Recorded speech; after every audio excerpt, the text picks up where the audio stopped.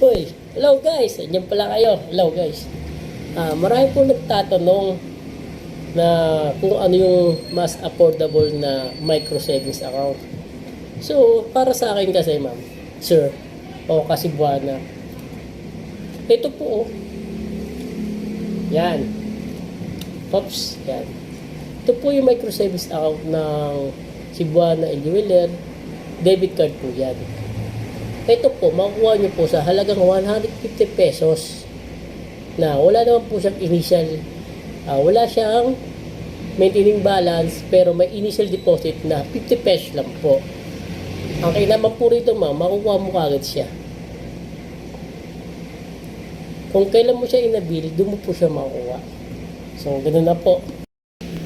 Ayun nga po, dahil sa affordable siya, wala siyang maintaining balance, pwede mo po siyang gamitin sa mga ATM machine dahil po debit card na po siya. Pwede rin po siyang gamitin sa mga grocery like Pure Gold, Mercury Drugs, Jollibee, o sa mga establishment na pwedeng gumana ang debit card.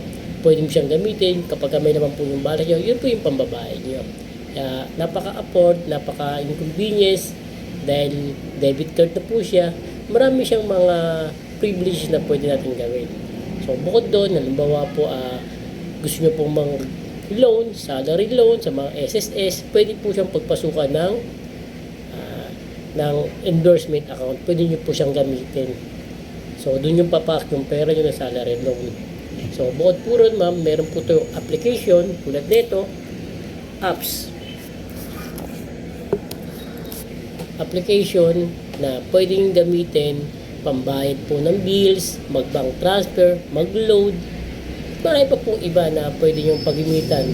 Tulad na mamomonitor mo po yung balance nyo po. O kaya po kung ang suggest ko po sa inyo, ang recommend ko, ang pinaka-affordable na micro savings account at debit card, ito po, Cebuana and Jeweler. Salamat!